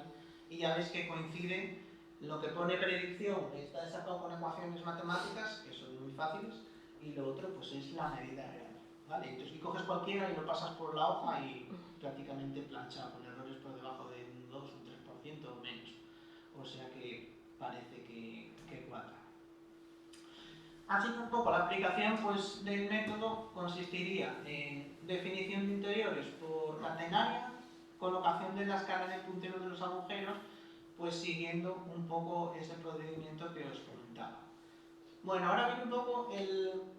Claro, si nosotros queremos llevar esto a la práctica, podemos utilizar, pues, podemos hacer en el escaneador, coger el taco de madera, lo taladramos, ¿tal? Y hacer todo el proceso. O os comentaba, pues, un poco la posibilidad de utilizar estas técnicas nuevas que son a través de fabricación aditiva o impresión 3D. Entonces, el primer puntero que sacamos, que fue un do, porque no había ningún do, y sacamos un do 330, que era un poco la validación de todo el procedimiento, porque al final si sacas uno nuevo que no existe, porque por lo menos hasta ahora nunca medimos o no vimos ninguno que diese un do exacto o que estuviese afinado ya en la escala de do, pues que es este del medio, ¿vale? Es así porque el material pues es distinto a los otros, que es negro, ¿vale? Y ese fue el, bueno, no fue el primero, pero son las dimensiones del primero fabricado en aditiva. Ese mismo puntero, pues gracias a Sergio Linde, es este que tenéis aquí, sacado en madera, ¿vale? Ahí pues ya hubo que hacer todas las herramientas y demás, pero bueno, fuimos primero por el otro para validar un poco todo el procedimiento y luego una vez que lo tienen, pues lo pasamos a madera, que sería lo razonable. Bueno, hasta ahí fue un poco lo que hicimos hasta 2019. Luego, lo siguiente sería, esto que os comentaba, lo que dije ahora, sería un poco ver qué podemos nosotros ahora aportar con esta nueva tecnología de impresión 3D y el método Cogor. Bueno, comentaros que la impresión 3D no es que no la inventamos nosotros, ni mucho menos, hay constructores ya que están, Chusolis que ya está haciendo algunas piezas de válvulas y cosas con impresión 3D, hay la empresa de constructores de Hoover que hacen gaitas enteras en impresión 3D asturiana, y bueno, hay gente detrás de ello. Nosotros lo que trabajamos es pues aprovechar esa herramienta con el método pues para darle una vuelta de tuerca y poder hacer alguna cosa diferente. la impresión 3D está muy guay, muy guapa, pero también tiene sus problemas, ¿vale? Entonces, ya veis que puse ahí ventajas y desventajas, porque hay algunas cosillas a tener en cuenta. Las ventajas, pues es que no se requiere de escaneador ni de herramientas, se pueden generar formas, otra cosa que tengan sentido, ¿no? Que a mano sería imposible, ¿vale? Es decir, yo puedo meterle un ranurado o lo que quiera aquí por dentro, que ¿cómo hago yo eso si lo quiero hacer a mano? Podríamos hacer lo que queramos. Si tienes una máquina un poco decente, claro, la repetitividad en material y dimensión la tienes asegurada, es decir, son todos iguales, no hay ningún problema. Los tiempos de fabricación son relativamente bajos. Un puntero de estos, pues en unas 17-18 horas lo tienes. Y se le puede meter, si tienes una máquina buena y le metes un poco de caña, lo haces en menos horas, pero con una calidad aceptable y demás, se saca, o sea que de un día para otro pues tener una iteración de un nuevo modelo funcionando para probar. La inversión inicial es reducida. Hoy, a día de hoy, pues el primer modelo que sacamos estaba hecho con una máquina que vale pues unos 150 euros y puedes sacar con ella y con una calidad aceptable como para valorar si ese puntero te merece la pena no fabricarlo en madera o cualquier modificación. O sea, es lo que es la fabricación aditiva por filamento a día de hoy es muy asequible. Por lo tanto, los costes de fabricación, frente a hacer un escaneado, la madera, el torno, etcétera, pues bajan mucho. Como decía antes, pues las ventajas siempre tienen un coste, que serían las desventajas. Claro, para manejarte con todo esto tienes que tener conocimientos de CAD, ¿vale? Aunque ahí hay muchos programas y muchas cosas, pues necesitas unos conocimientos mínimos, porque al final partes de un diseño, una modelización informática del puntero, con cual tienes que dibujarlo y hacer todo lo que necesites por ordenador, por diseño asistido, como lo queramos denominar. Tienes que pasar por varios software, porque al final pues, por una parte lo dibujas, en otra pues tienes que generar el código que va a la máquina, que afortunadamente todo eso a día de hoy está muy evolucionado y con 2 o 3 tutoriales de estos de YouTube echas a funcionar cualquier máquina y vas para adelante. Sí requerirías algún conocimiento del proceso de fabricación del proceso aditivo. ¿Vale? Si sabes del de Gaita, mejor todavía, porque si vas a hacer alguna novedad, pues puedes ir más a tiro fijo. Pero del proceso aditivo, pues cómo funciona, cómo se van generando las capas y demás, porque esto luego puede traer problemas de la rugosidad, por ejemplo, que es uno de las principales desventajas, es que al final esto va haciendo capas, y entonces entre capa y capa, por dentro, los tamaños para que los veáis, si pasamos el interior, pues claro, no queda tan fino como un escareado en madera. No es que quede poroso, sino que quedan como rayitas en función de la capa y eso pues perdemos frecuencia y perdemos un poco de timbre y no hay manera, con esto no hay manera de solucionarlo. Pero bueno, no suenan tampoco mal, son muy dignos. Y luego, pues bueno, necesitas también mantenimiento del hardware, pero también tienes que mantener los tornos y demás. Y claro, no son punteros de madera. Estos en concreto, por limitaciones de la máquina, están hechos en 2 piezas, entonces, pues bueno, son delicados. Que también a veces la gente no se da cuenta de que esto, como son de plástico, ahora la gente intenta hacer cosas que jamás se le ocurriría hacer con uno de madera. Entonces, por uno de madera, si lo hacemos así, también parte, pero a nadie se le ocurriría. Pero no el de plástico, no sé, da la sensación de que podría ser flexible. Pues no. Son un poco más frágiles y hay que tener un poco de cuidado. También depende del material que utilices y demás, o sea que hay distintos plásticos que mejoran todo esto. Bueno, lo que sería el siguiente paso, un poco ya acabando y con estos punteros, sería lo siguiente. Claro, si nosotros tenemos un método que nos permite tener un interior y de ese interior somos capaces luego de sacar todas las posiciones de los agujeros, hay como un escalado, ¿vale? ¿Qué pasa si escalamos el diseño inicial? Es decir, si hacemos la escala de la escala. La escala de la escala es esto, ¿vale? Es decir, si yo tengo este de aquí, que está en Do, ¿vale? Si yo a este le aplico un porcentaje, que informáticamente, le aplico una escala y lo reduzco, por ejemplo, para sacar este puntero es exactamente igual que este, pero es una escala del 65%. ¿Vale? ¿Esto funciona? Porque, claro, Esto en la máquina, teniendo este ya dibujado, en la máquina es meterle ahí 65065 y me lo reduce todo automáticamente, ¿vale? ¿Funciona? Y si funciona, ¿llego a algún sitio? Pues sí, funciona y además llegas a un sitio. Este puntero está en sol, ¿vale?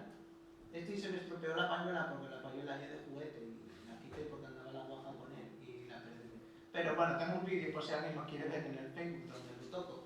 Y es un puntero operativo en sol, ¿vale? Los otros os cuento ahora. Pero no tuve que hacer nada para conseguirlo. Simplemente este es el papá o la mamá, como queráis verlo, para que no haya problemas, ¿vale? Y de aquí sale este, simplemente aplicando una escala. ¿Por qué funciona? Luego os cuento, que tampoco esto es que sea todo maravilloso.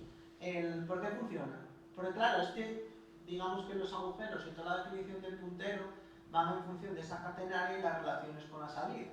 Si yo estiro escalo proporcionalmente, resulta que este también mantiene el interior y las caras y las relaciones.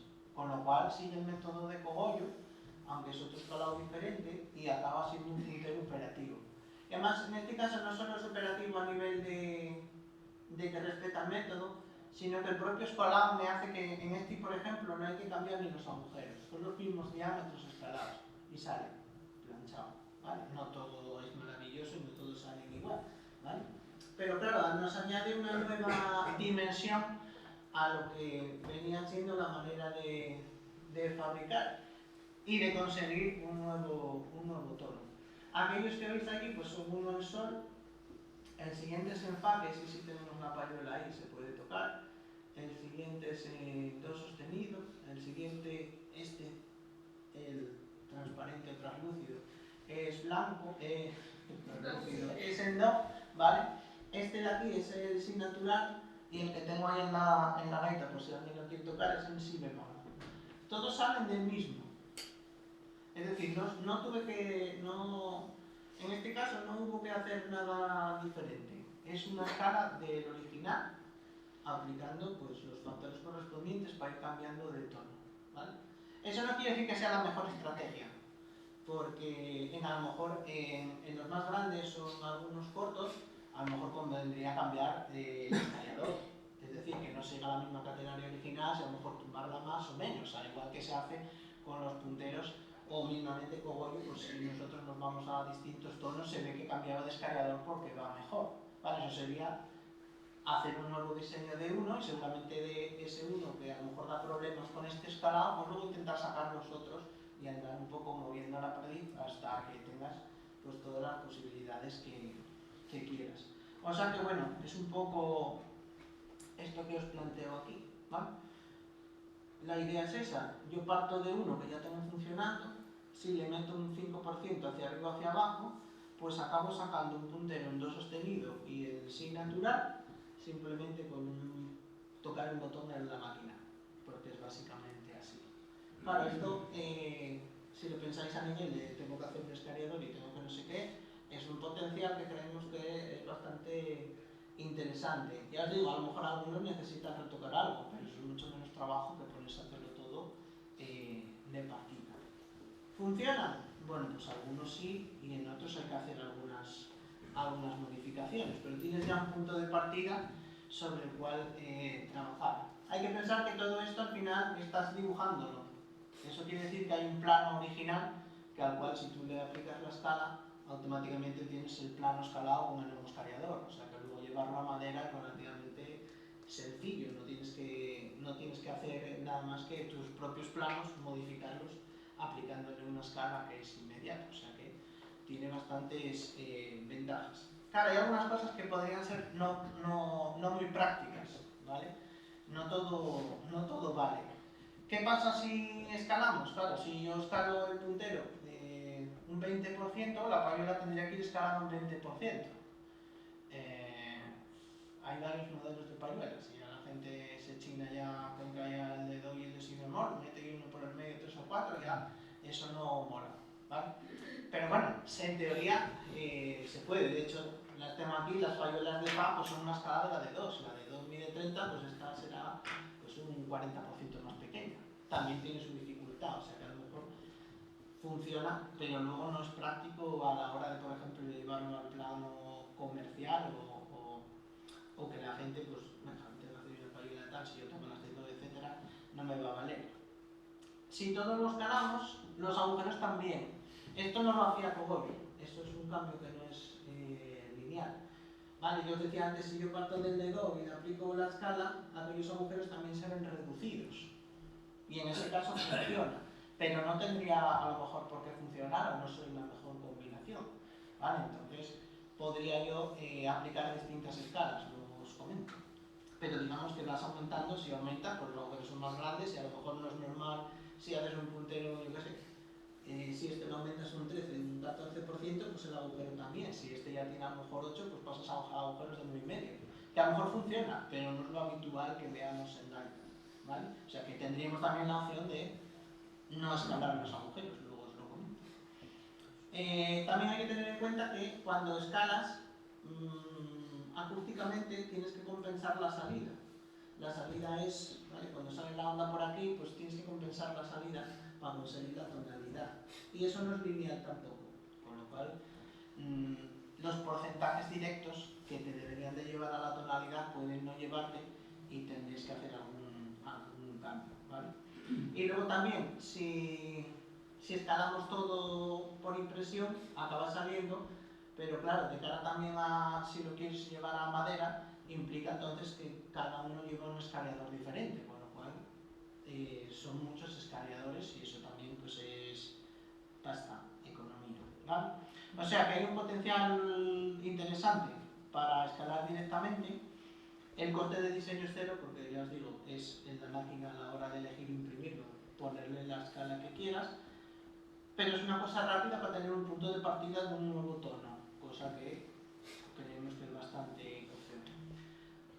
A esto le podemos dar una pequeña vuelta, es decir, podemos aprovechar el sistema de cogollo, esta idea de que podemos escalar, como sigo respetando, nos funciona y puedo yo intentar hacer escalas que sean no lineales. Cuando me refiero a escalas no lineales, es que, por ejemplo, cuando pasas del Do a aquel en Sol, que es un 65% más pequeño, las tres dimensiones van reducidas un 65%, pero podría no escalar todas al 65, sino podría hacer unas al 40 y otras al 65. Es decir, cerrarlo más en sección y conseguirlo más largo, que es un poco lo que se hace cuando a veces vas tentando o utilizas un escalador para conseguir 2 o 3 tonos. Por ejemplo, le do pues, hasta Do sostenido o Si natural, que lo hablábamos antes, las 3 medidas famosas, pues te da el mismo escalador. Pues tú eso puedes hacerlo aquí, no tocar el interior y solo alargar o acortar el puntero, con escalas ya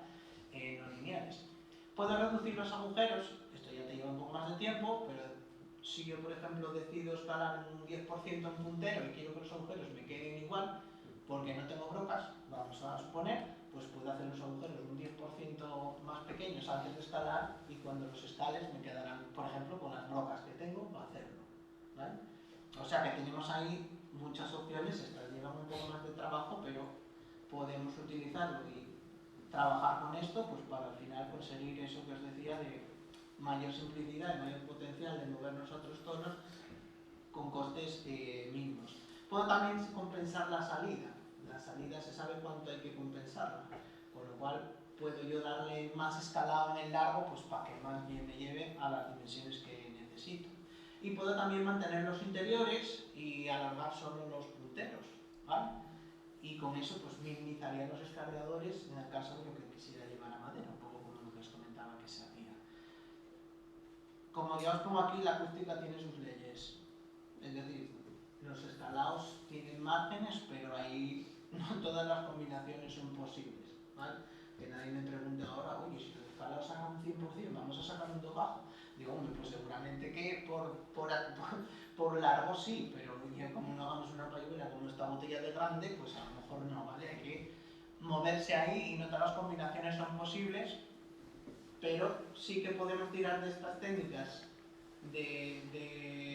vamos a decir, de creación y de escalado para tener iteraciones rápidas y luego ya pues poder dedicarnos a lo que os comentaba, a llevarlo a madera, etc. Bueno, de los que tenemos por aquí, y ya los comenté, pues son un poco con los que fuimos haciendo pruebas con esto de los escalados. Y os digo, en este caso todo sale del primero que hicimos, del do. Con distintas escalas, pues barremos en este caso desde si bemol a do sostenido. Y bueno, luego ya por curiosidad hice este pequeñito para hacer una gaita pequeña y que estaba en fa, y luego como ya había alguno por ahí en fa, pues dije, pues voy a escalar otro poco que a mí no me cuesta nada y seguro que suena, y es el de sol, que si no me equivoco es el único que existe de sol de gaita asturiana tan pequeño.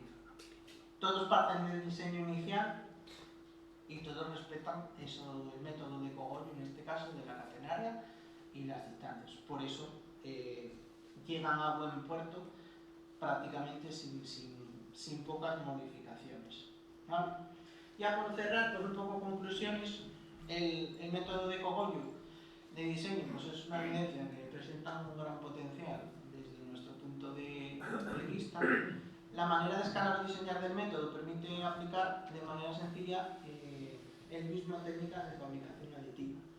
No en el sentido de que el método no está pensado para la aditiva, sino que como en el método existen unas proporciones, cuando tú luego lo llevas a un método de estos que también te permite escalarlo con 2 o 3 comandos, se presta a que te permita pues, hacer o diseñar punteros bastante rápido. Las posibilidades de la fabricación nos permiten hacer muchos modelos y muchas cosas con costes reducidos, con gran potencial. La mayor limitación en nuestro caso, ¿cuál es? El tiempo. ¿Vale? Nosotros no nos dedicamos a esto profesionalmente. Y eso quiere decir que yo no puedo estar todos los días sacando 2 o 3 punteros, podría tener una fábrica de máquinas porque son baratas y tener 4 o 5 y podría estar sacando una batería de punteros todas las semanas y haría un montón de cosas. Pero claro, esto lleva mucho tiempo, que nadie se engañe, que a no ser que estés dedicado a ello, pues cambias, tienes que hacer las payuelas, tienes que hacer las pruebas, tienes que hacer todo y bueno, pues no tardamos desde hace un año más o menos que empezamos, llegamos a barrer todas estas tonalidades, pero lleva un tiempo y para probar todo lo que se puede hacer, pues bueno, hay una pequeña limitación, pero bueno, poco a poco mientras podamos seguir, pues iremos haciendo por ahí distintos experimentos.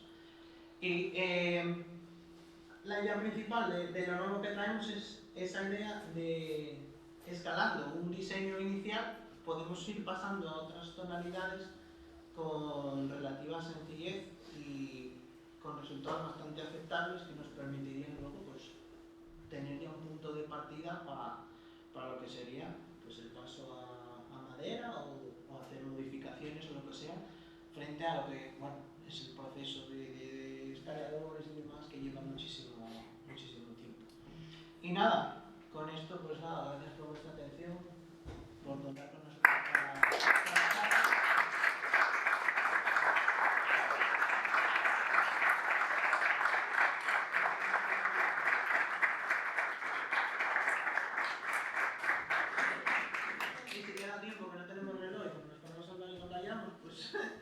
si alguien quiere preguntar alguna cosa y podemos, contestamos.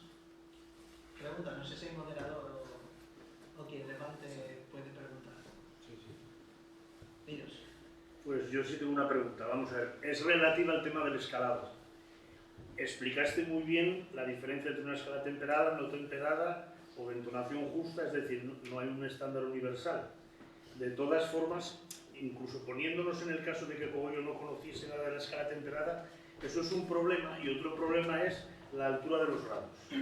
Los punteros de Cogollo ya sabes que lógicamente el séptimo grado lo sacan con los 3 dedos de arriba destapados, el sacar la séptima mayor por atrás es una cosa moderna. La pregunta es, ¿qué cabeza o qué escala tenía él en la cabeza que no se molestó en corregir ese séptimo tan bajo? Porque claro, la tercera ya es baja de por sí y es lógico, porque afina con el roncón, ahí tienes una justificación acústica obvia, ¿no? Están escalando con las ondas del roncón, ponen la nota más baja para que armonice bien con el roncón. Pero es que a la séptima no hay por dónde cogerla. Entonces, claro, ¿ahí qué pasa? Que son capaces de funcionar con todas las demás. Es decir, tenían en la cabeza una escala más antigua. Es que yo esa explicación que se ha dado ya de decir, no, es que la escala de punteros modal, a mí me parece que es una explicación traída por los pelos. Porque claro, en la época en que vivió este hombre, Y el padre incluso, la música era totalmente tonal y la música que oían, si llegaron a oír gramófonos o la radio o lo que sea, es la música con la séptima mayor del piano. Entonces es que es muy llamativo que consigan hacer un puntero que afina en todos los grados, sea con el roncón espectralmente o sea con una teoría la que fuese, y que nos caigamos por la escalera en lo mismo que se cayeron todos los constructores contemporáneos. ¿Tú esto cómo lo ves? A ver, tú hablas del séptimo de arriba, ¿no? Que es el que usaban ellos, sí. Bueno, esto no tiene nada que ver con un cogollo, ¿vale? Esto tiene que ver con las matemáticas. Lo que llamaríamos el si natural, sea por delante o por detrás, no es una nota pura. Es decir, es una nota que tú consigues a base de combinar dos notas. Entonces, tú tienes varias opciones, pero no todas. O dejas bien el do y dejas bien el la y queda mal el si, o dejas bien el si, dejas mal el do y dejas mal el la. No hay otra. Es decir, es una cuestión, no se pueden sacar las tres notas bien. No se puede, porque es una digitación cruzada y tú lo que haces es, al do le estás restando notas por abajo. El la y el sol. Bien. Entonces, si el la está bien y el do está bien, el si natural no te va a salir. Igual que en una gaita normal, si tú quieres el si bemol por adelante, el do ¿cómo queda? Bajo. Pues ahí lo tienes. Si quieres subir medio tono, es si do para ponerlo bien, ya tienes un si natural bajo. Pero perdiste el si bemol. No se puede. Sí, pero de todas formas, vamos a ver, estos punteros no estaban pensados para hacer escalas cromáticas tampoco. Entonces la preocupación, entiendo yo si estuviese haciendo una gaita y quisiese tocar una escala mayor, no entendería muy bien por qué una posición que además llevas tres agujeros destapados y tienes la octava por detrás también, con lo cual no tienes por qué jugar con la octava en el Claro, lado, porque además de hecho se usaba el de entonces atrás. la pregunta es por qué el de atrás no se usaba para el do y se dejaba el si natural adelante. Es que era lo que hacían. Es que ese es el problema. Es que no me cuadra. Quiero decir, el problema que veo yo es que no es rentable ese modelo de escala, que no lo hayan alterado, porque eso es un problema sonoro muy evidente. Pero yo lo que tampoco me creo es que tuviesen en la cabeza el modo mixolydio y fueran fieles al modo mixolydio en el siglo XX. De todas maneras, Vamos, digo yo. ¿cuánto es estar bajo para ti en el si? Vamos a ver, pues casi un semitono. Porque quiero decir, hay distintos puntos de anclaje del roncón con el si.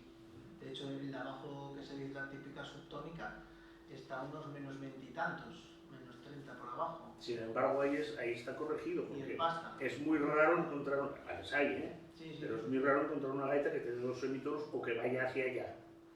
Sin embargo, arriba, lo mismo que la corrección existe, vamos a decir que claramente están pensando en términos tonales, sin embargo, arriba es como que se quedaron en los modales. Es que la sensación que da es que el corolario es que es irrecuperable esa nota y por lo tanto hay un diseño radicalmente falso o fallido en el instrumento. Es que el mayor problema que hay ahí es cuál decides poner bien y cuál decides poner mal. Porque son digitaciones cruzadas y no puedes conseguir ponerlo bien. Pero es que no se puede a día de hoy tampoco. Pero es que no entiendo qué estás llamando ahí digitación cruzada. El si es una digitación cruzada entre un do y un la. Entonces, si tú pastas los otros dos, el si te va a quedar mal. Porque los otros dos están bien y el si no va a quedar bien. No puedes, con tres agujeros no puedes conseguir las tres notas clavadas por delante. Me parece que estábamos cruzados. Él está hablando de digitación antigua y tú moderna. No se puede conseguir el do por adelante, el si natural por adelante sí se podría poner a cero. Si digitan con el do atrás, pero tampoco es muy habitual. Normalmente aparecía también digitar por adelante, con el do. Es que eso no está claro tampoco, pero bueno. El agujero de atrás del requinteo que se llamaba, no todo el mundo lo utilizaba. No, todo el mundo no. Entonces, si tú decides... Pero también se utilizaba con normalidad, Sí. Quiero decir que no es... Pero También hay gente que te hace la tercera con dos dedos abiertos. Claro, pero es una decisión en función de si tú quieres conseguir por adelante el do medianamente bien y el la lo quieres empastar al roncón, que te va a empastar a un la más 15 o así, el si te va a quedar mal, el si por adelante. No puedes poner los tres bien. Igual que hablando de digitación moderna, no puedes poner bien el do de adelante, el si bemol y el la, es el mismo problema.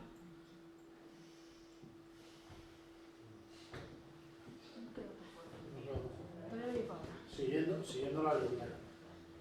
Los punteros, todos esos punteros que citaste con esas dimensiones, esos largos, Sí. ¿aparecieron roncones de esos punteros? Eso... En alguna de las veces que fuiste a... ¿De qué? No, eso yo otra cosa que coger. ¿De qué te Tranquilo. ¿Qué roncones de los largos de los punteros?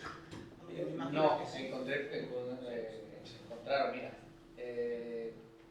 en torno al 300 hay, al 270 también, 315 y 325.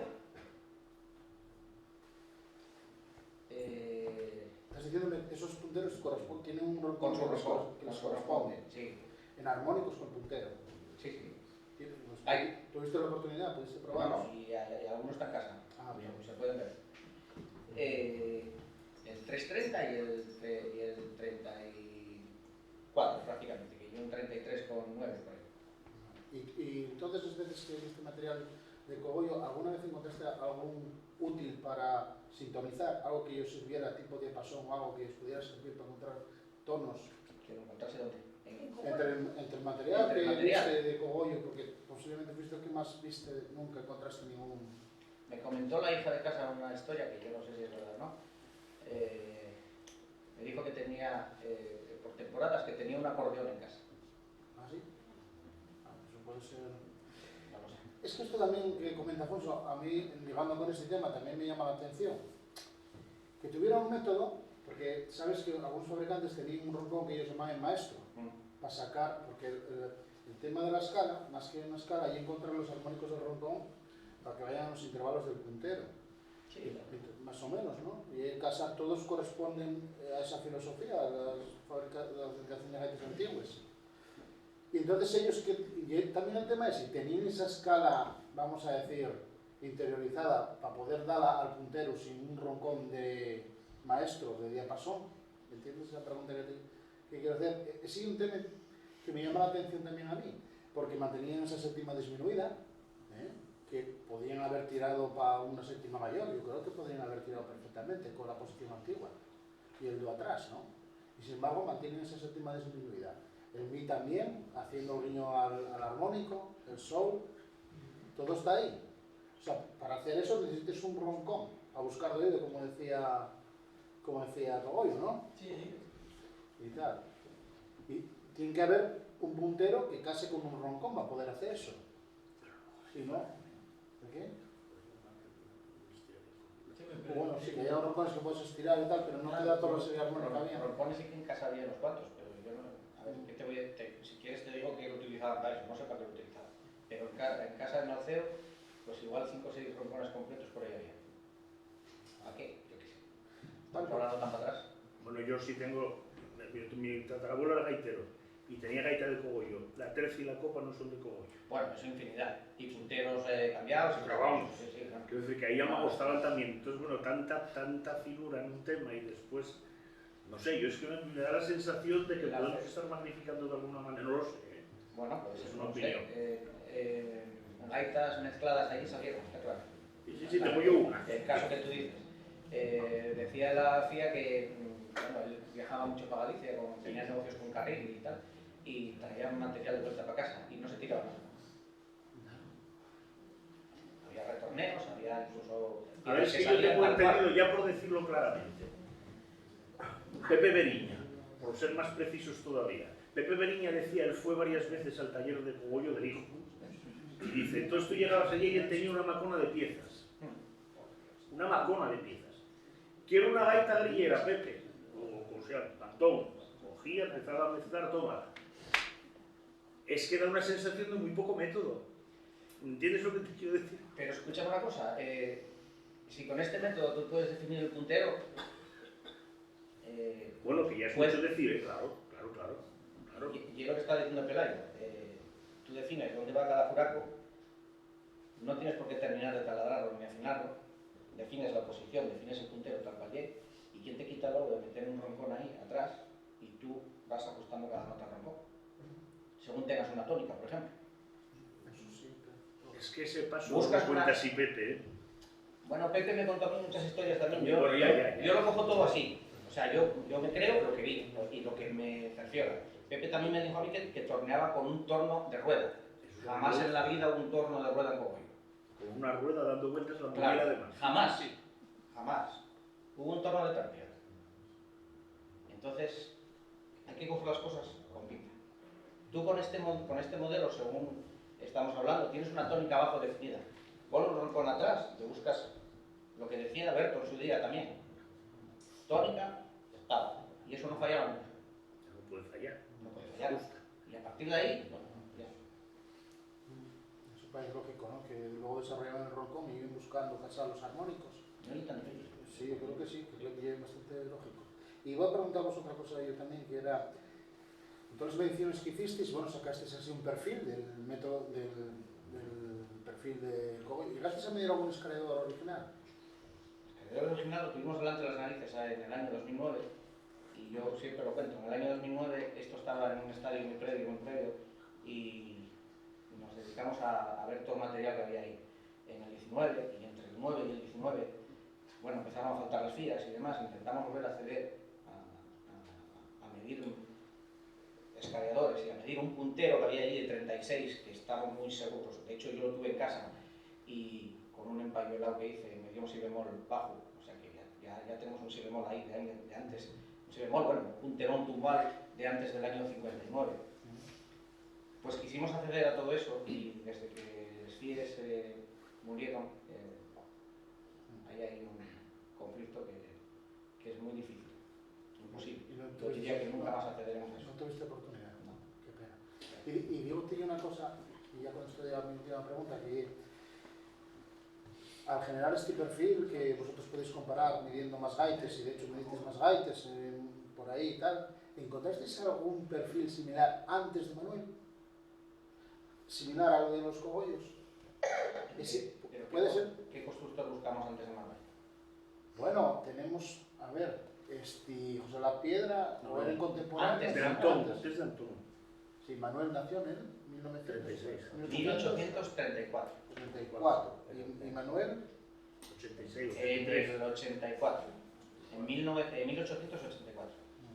Claro, no tenemos. Previo a Manuel yo no tengo referencias. Y más gaites más antiguos no tenemos. Yo comparo. Puede haberlas, yo no las tengo. Bueno, sí, ya el próximo día. Es que La más antigua ya será el próximo día. Está preguntando por una gaita que hay por ahí, escondida. Pero que, claro, no hay ninguna más. yo no tengo referencia de antes de ese año, no sé si alguien las tiene, yo no tengo. Ni vi material ni creo que vea. Las únicas referencias más antiguas, pero que son documentos, son 3 constructores de gaitas en el catastro del Marqués de Nanceta. Ya, pero contame. Mediado, pero nada, eso es Claro. no decir nada, o sea, eso es absurdo. Claro. Claro, no existen modelos para comparar ninguno. Vale.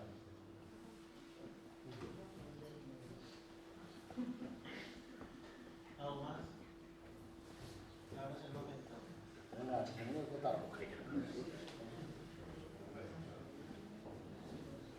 A ver, yo hay una cosa que se me ocurre por seguir aquí el rollo. Vaya por eso. Alfonso, que dices tú que por qué no se corresponde, o sea, todo grado a grado, vamos a decir, con roncón, si es lo que tienes en el...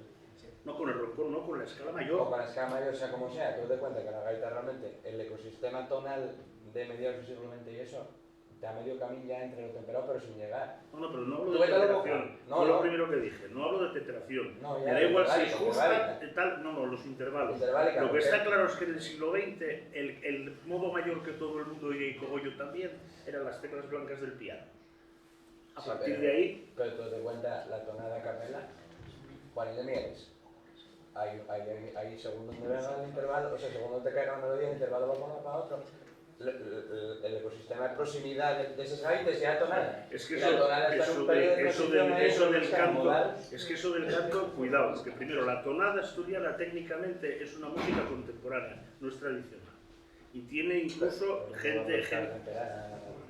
A ver, yo aquí hay todo tipo de teorías, quiero decirte, teoría de que las terceras neutras, todo eso a mí me parece que va más allá de la realidad. O sea, no hay oídos tan finos como para un cantante sea consciente de que está cantando con una tercera neutra, una tercera mayor, una tercera... Eso me parece ya mucho decir. Hostia, Eso pues, decir. no sé. Otra cosa es que luego el efecto, tú lo midas y de eso, pero que no se hace conscientemente, que te sale como te sale, Quiero decir que no es que tengan una escala, es que vivía yo Vale, pero la escala trasládala cántabra. Había una así. teoría de la escala cántabra precisamente basándose en que había una gaita con no sé qué. Bueno, es que, claro, sacar conclusiones de eso no sé. No ¿Qué sé. ibas a preguntar a Pelayo ya, Alfonso? No, el pedir es un poco Porque como sabes ahí que no sé yo por aportar una cosa más. Entraron en bucle. Oye, tocaréis alguno un poco, a ver. Animas a hablar un poco. A tocarnos aquí para que no digáis que estamos influenciados nosotros ahí. Va a tocarnos una Ricardo aquí con el si bemol. Si no estás solo. A ciegas porque no lo probó nunca. Sí, that's funny.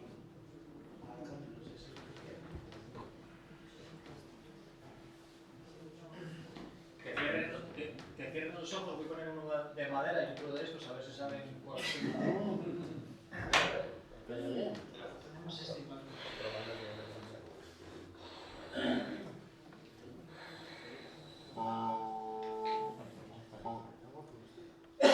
Igual no está. No digo más palabras. Sí, igual no está derecho.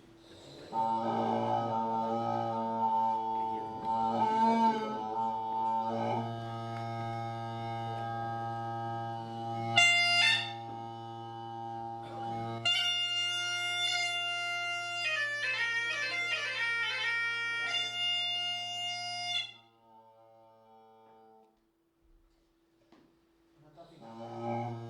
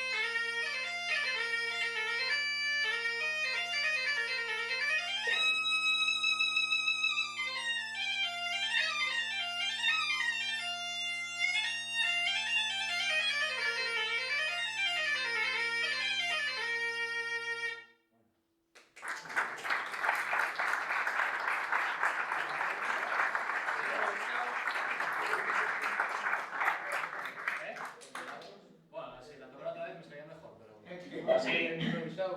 Sí, aquí conste que te acabamos de hacer una encerrona ahí Entonces, a probar ahí a... bueno, yo tengo un Gunter, un Do que cogí a Pelayo y estoy encantado, la verdad, de cómo suena y... No lo toqué fuera de lo que lleva el aula de trabajo, pero lo que hay dentro suena bien, está bien, empasta bien con Roncó, o sea que... Y este y uno porque este no tenemos dónde meterlo, pero hay una gaita pequeñina que tiene un de enero. Pero bueno, este y el de Paco, para este sí tenemos payuela, que bueno, para que veáis un poco cómo suena.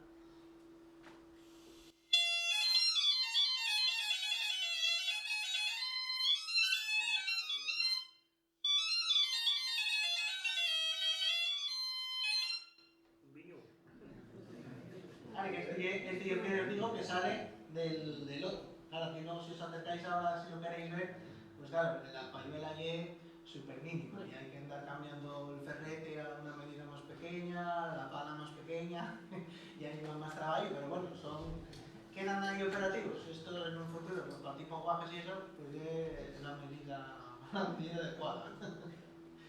Y nada más, una cosa más por ahí. Están aquí, si los queréis ver o probar algo, tenemos el deseo lo que queráis. Aunque ahora hay el concierto y demás, pero si alguien quiere ver algo de la oriental, o preguntaros, por aquí.